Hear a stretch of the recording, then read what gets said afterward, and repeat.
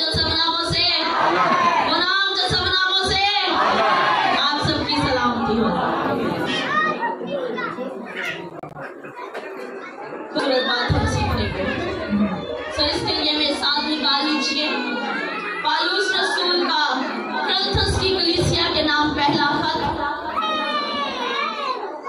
उसका 10 बाब और उसकी 12वीं आयत।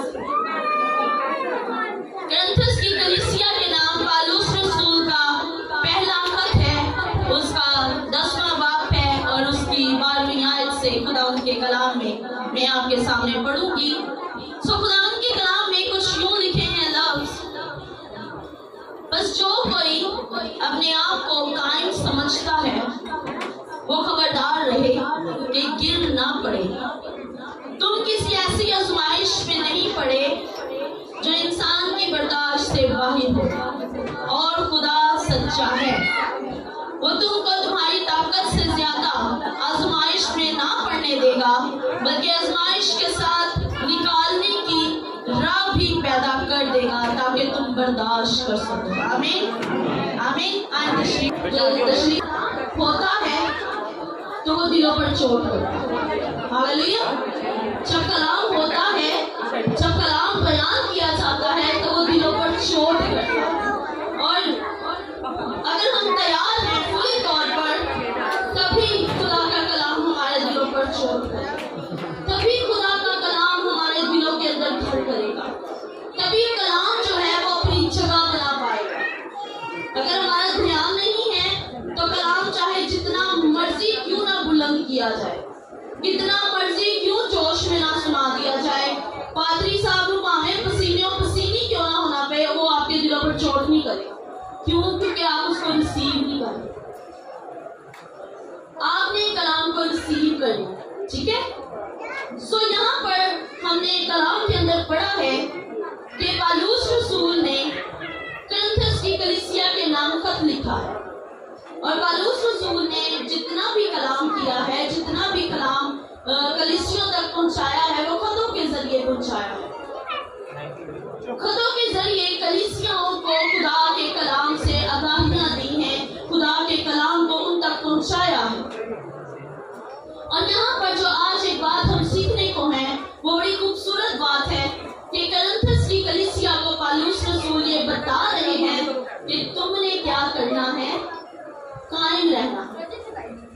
अगर तुम अपने आप को खुदावन में कायम समझते हो, अगर तुम्हारा ख्याल है, अगर तुम्हें ये थॉट है कि हाँ भाई मैं खुदावन के अंदर कायम हूँ, मैं खुदावन के अंदर बड़ा मजबूत। कई बार जब हम कोई भी बात करते हैं ना या कुछ कहते हैं, हम कहते हैं जी अस्सी बड़े मजबूत खुदावन में हम बड़े मजबूत हैं। सुबह दुआ करते हैं, शाम को दुआ करते हैं, संडे को चर्च जाते हैं, घर में हम शुक्रगुजारियां कराते हैं, जी हम बड़े मजबूत हैं। लेकिन यहाँ पर पालूस रसूल एक बात बता रहे हैं और वो सीखने वाली बात है कि अगर तुम ये बात समझते हो ना कि तुम मजबूत हो तो फिर खबरदार रहना। क्या करना है जी? खबरदार रहना है कि कहीं गिर ना जाओ। सबसे पहली बात कि हमने क्या करना है, मजबूत रहना। दूसरी बात जो है वो है कि हमने मजबूत रहने के साथ साथ खबरदार रहना है, एक्टिव रहना है, चौकन्ने रहना है। सिर्फ इस बात को नहीं सोचना कि हम मजबूत है खुदावन में, ठीक है बस, नहीं, हमने खबरदार रहना है कि हम कहीं गिर ना पड़े। उसके बाद बड़ी खूबसूरत बात खुदा के बंदा ने कही कि तुम किसी ऐसी आजमाइश में नहीं पड़े हो जो तुम्हारी बर्दाश्त से बाहर है। हालेलुया। सबसे पहली बात है कि तुमने कायम रहना है कि कहीं तुम गिर ना पड़ो। अगर तुम कायम हो और तुम्हारी जिंदगी के अंदर कोई मुसीबत आ गई, कोई परेशानी आ गई, कोई दुख आ गया, कोई आजमाइश आ गई, तो फिर ये बात तुम्हें मालूम होनी चाहिए कि वो तुम्हारी बर्दाश्त से कभी बाहर नहीं हो सकती। हालेलुया। तुम्हारी बर्दाश्त से वो मुसीबत या आजमाइश जो है वो बाहर नहीं हो सकती। जब हम खुदा को नहीं जानते ना, फिर हमें छोटी छोटी जो बातें हैं, आजमाइशें, वो अपनी बर्दाश्त से बाहर महसूस होती। तब हमें महसूस होता है कि ये जो मुसीबत आई है ये भाई हमारी बर्दाश्त से बाहर है। लेकिन यहाँ पर उसने सबसे पहले ये सिखाया है कि अगर तुम समझते हो कि तुम यीशु में, खुदा में, मसीह में कायम हो, तो फिर तुमने खबरदार रहना है और उसके बाद तुमने इस बात पर ईमान रखना है कि जो वो मुसीबत है, जो आजमाइश है, वो तुम्हारी बर्दाश्त में है जी। उसे ये नहीं कहा कि तुम पर आजमाइश नहीं आएगी, उसने ये नहीं कहा कि तुम परेशान नहीं होगे, तुम दुखी नहीं होगे। उसने कहा आजमाइश आएगी, आजमाइश ने आना है तुम पर मुसीबत नहीं आना है, तुम पर परेशानी नहीं आना है, लेकिन तुमने डगमगा नहीं जाना, तुमने घबरा नहीं जाना, तुमने गिर नहीं जाना, तुमने मायूस नहीं होना, तुमने नाउम्मीद नहीं होना, क्योंकि मैं तुम्हारा खुदा हूँ, तुम्हें बर्दाश्त से बड़ी आजमाइश में नहीं डाल सकता। हालेलुया। कोई ऐसी आजमाइश नहीं आई हम पर जो हमारी बर्दाश्त से बाहर हो, क्योंकि लिखा है कि वो तुम्हें खुद निकलने का रास्ता दिखाएगा, तुम्हें खुद निकलने के लिए बताएगा कि बेटे ये आजमाइश आ गई है, इससे तुमने ऐसे बाहर निकलना है। वो तुमसे कलाम करेगा, तुम्हें सिखाएगा कि बेटे तुमने इस तरह से करना है। और अब हमारे ऊपर ऐसी आजमाइशें नहीं आई, अब हमारे ऊपर ऐसी मुसीबतें नहीं आती जो पहले के वक्तों में आती रही हैं, जो पहले के मसीहियों पर आती रही हैं, जो पहले के ईमानदारों पर आती रही हैं। उनके ऊपर बड़ी बड़ी मुसीबतें आई हैं, बड़ी बड़ी आजमाइशें आई हैं, लेकिन वो क्या रहे हैं? मजबूत रहे हैं। क्यों? क्योंकि वो समझते थे, वो जानते थे कि हम खुदा में कायम हैं। जब सदर मिस्र अब्दुल-नजूर को नबूकदनेस्सर बादशाह के हुजूर लाया गया, तो उससे उनके ऊपर इल्जाम था जी। एक इल्जाम उनके ऊपर ये था कि वो नबूकदनेस्सर बादशाह ने जो मूरत बनाकर रखी हुई थी ना, वो उसको सजदा नहीं करते। और उसको सजदा करने के लिए एक टाइम था कि जब बरबत बजे, साज बजे, या ऐसा म्यूजिक जब बजेगा, तब तुम लोगों ने क्या करना है? आना है, तो उस मूरत को क्या करना है? सजदा करना है। अब जब उस मूरत को सजदा करने का वक्त आता, तो ना सदरक करता, ना मिस्र करता, ना अब्दुल-नजूर करता। इन तीनों में से कोई भी उसे सजदा ना करता। लोगों ने नोटिस किया इस बात को, जो उनके वजीर आजम या इस तरह से कुछ होते हैं ना, उनके ऊपर उन्होंने नोटिस किया कि हर बंदा आता है और उनको सजदा करता है उस मूरत को, लेकिन ये क्यों नहीं करते। उन्होंने जाकर बादशाह साहब के सामने ये बात रखी। उन्होंने कहा जी सारे सजदा करते हैं, लेकिन ये तीनों सजदा नहीं करते। इन तीनों ने उस मूरत को अभी तक एक दफा भी सजदा नहीं किया है। उनको बुलाया गया, उनको कहा गया जी आप क्यों नहीं सजदा करते इस मूरत को। उन्होंने कहा जी हम नहीं करेंगे, साफ इनकार, कोई रद्दोबदल बात नहीं की कि जी आज कर लेंगे, कल कर लेंगे, या अभी हमें सोचने का मौका दे। नहीं, साफ इनकार किया उन्होंने कि हम इस मूरत को सजदा नहीं करेंगे, क्योंकि हम अपने जिंदा खुदा को सजदा करते हैं। साफ साफ उन्होंने कह दिया जी हम अपने जिंदा खुदा को सजदा करते हैं। उन्होंने कहा जी अच्छा जिंदा खुदा को सजदा करते हो, चलो देख लेते हैं। उनके लिए एक सजा तजवीज की गई। उन्हें कहा गया कि इनको जो है, जो भी सजदा नहीं करेगा ना, उसको आग की भट्टी में डाल दिया जाएगा। ये सजा जो है वो तजवीज हो गई है, पक्की हो गई है ये सजा। लेकिन क्या हुआ, जब उनसे पूछा गया, उन्होंने इनकार किया। कहा गया कि ये जो सजा है ना, इसको 7 गुना बढ़ा दो। क्यों 7 गुना बढ़ाया गया? उन्होंने बादशाह ने मुंह देके कहता से इसी तरह नहीं सजदा, असि तेरी गाल नहीं पड़नी। क्रोध आ गया ना बादशाह को, अंदर एक क्रोध पैदा हुआ कि भी मेरे सामने कह दिया, मुझे कह दिया कि जी हम इस मूरत को सजना नहीं करेंगे, हम इसके आगे नहीं झुकेंगे, मुझे कह दिया। उसने कहा जो सजा रखी गई है ना, उसका 7 गुना बढ़ाओ। जितनी आग रखी गई है उस आग का 7 गुना बढ़ा दिया जाए। और जब आग को 7 गुना बढ़ा दिया गया और उन तीनों को बांधा गया, उनके कपड़ों समेत उनको बांधा गया, और बांधने के बाद हुक्म दिया गया कि अब इनको क्या करो, उस आग की भट्टी के अंदर डाल दो, ताकि ये जल कर भस्म हो जाए, राख और खाक हो जाए। इनका एक जो तिनका है ना, हड्डी का भी, वो भी ना बचे। इतनी आग तेज कर दी गई। और कलाम के अंदर लिखे हैं लफ्ज कि जिन्होंने उन्हें उठा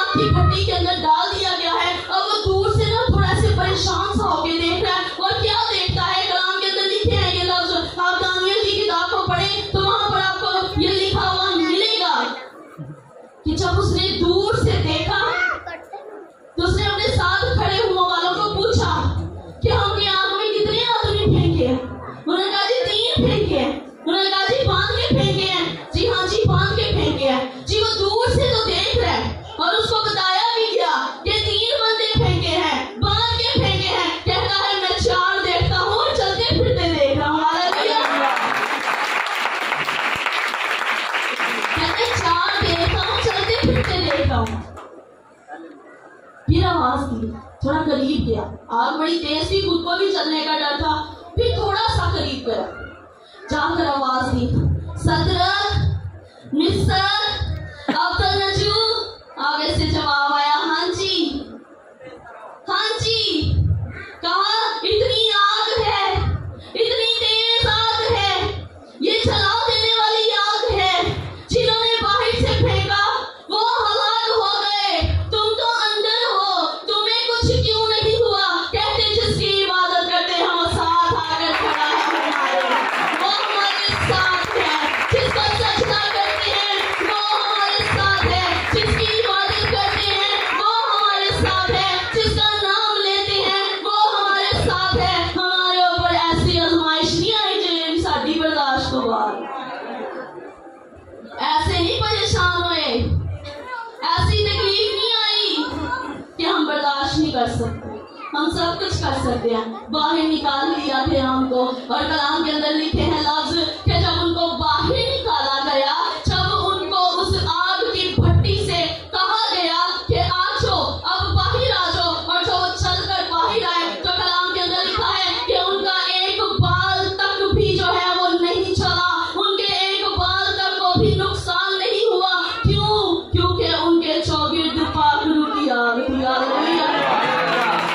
उनके चौगिर्द उसकी आग थी।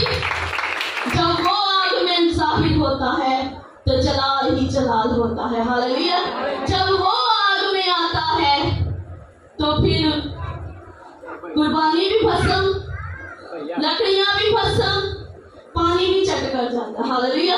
जब वो आग के अंदर आता है तो जब वो हर चीज को भस्म कर देता है, हर चीज उसके आगे से भस्म हो जाती है, क्योंकि वो भस्म करने वाली आग है। कलाम के अंदर लिखा है, मेरा खुदा आएगा और खामोश न रहेगा, बल्कि आग उसके आगे आगे चलती और भस्म करती जाती है।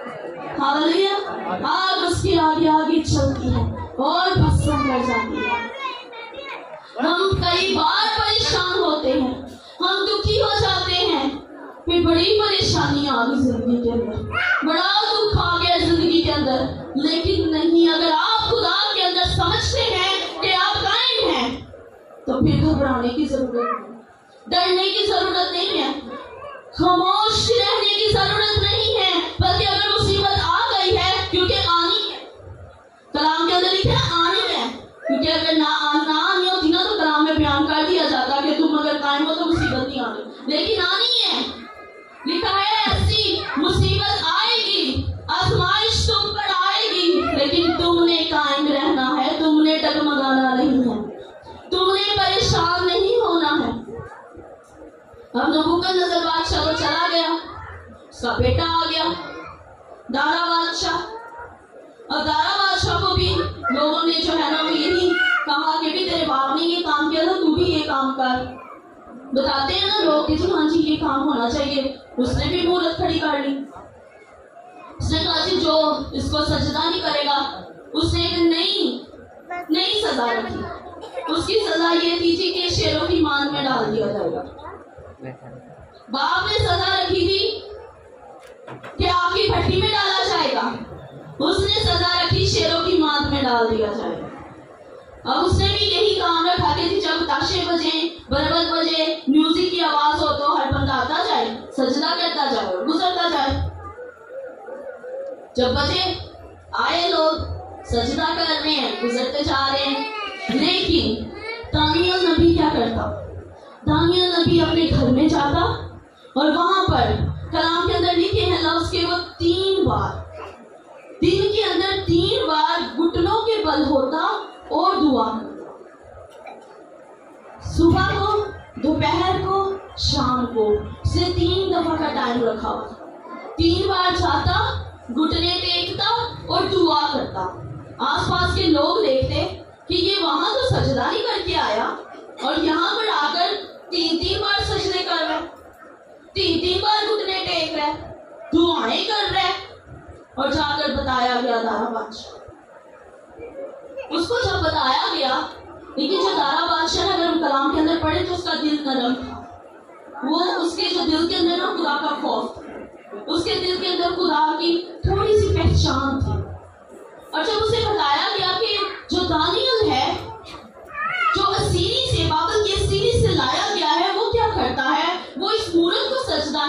बात जो हमने खड़ी की है, बल्कि वो क्या करता है, अपने घर में जाता है और वहां पर 3 बार अब घुटने टेक कर दुआ करता है।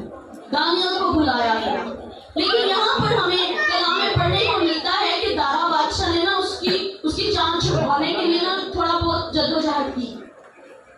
अपने जो उसके लोग थे ना, जो बुत परस्ती में अबलीस के पूरे तौर पर वश में थे, उनसे ना उसने थोड़ी सी जो है ना मज़ामत की कि ये ना ही इसको जो है वो कुछ करेंगे, बच जाए। लेकिन उन्होंने बड़ा फोर्स किया उसे, उन्होंने बड़ा जोर डाला उस पर। तो क्या कहा गया कि जी इसको उठाया जाए और शेरों की मान में डाल दिया जाए।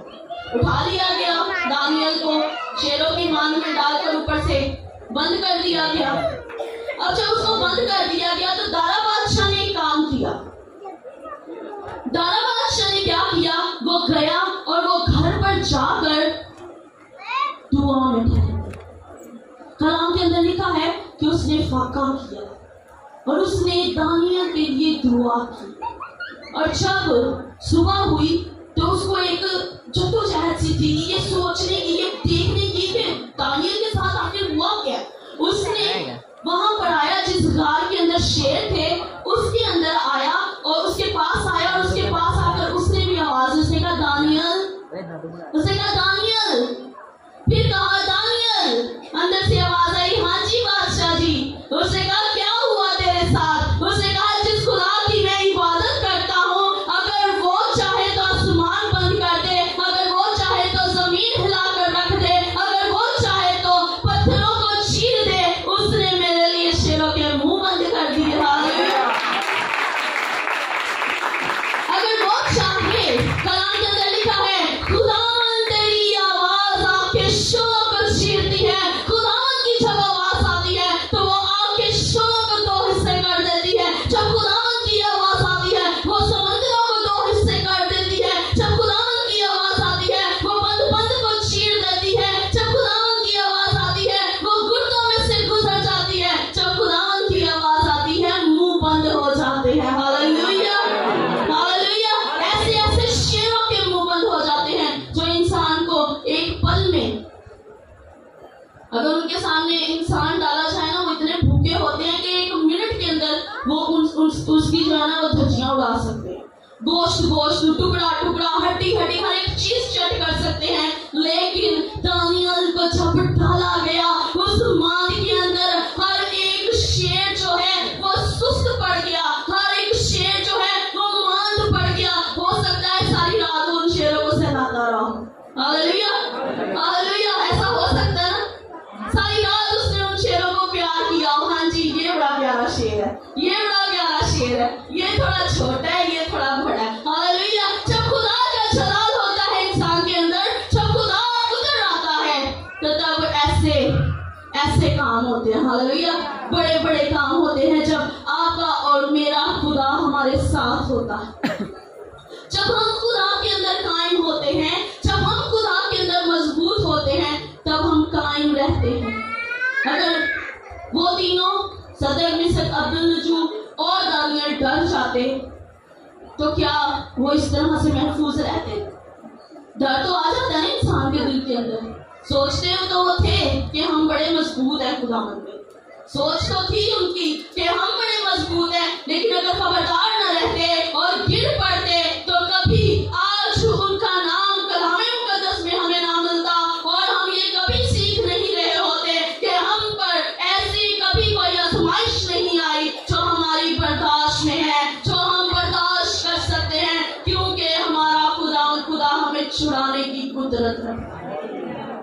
हालेलुया। हमारा खुदा हमें हर एक मुसीबत से निकालने की कुदरत रखता है। जब मूसा पहुंचा समंदर के आगे तो आगे भी मौत, पीछे भी मौत। पानी में जाएं तो डूब मरे, पीछे जाएं तो हलाक हो जाएं। आगे भी मौत है, पीछे भी मौत है। खुदा ने रास्ता बताया। कलाम अभी हमने पढ़ा है जी, वो निकालने की राह बताता है। वो खुद कलाम करता है। उसने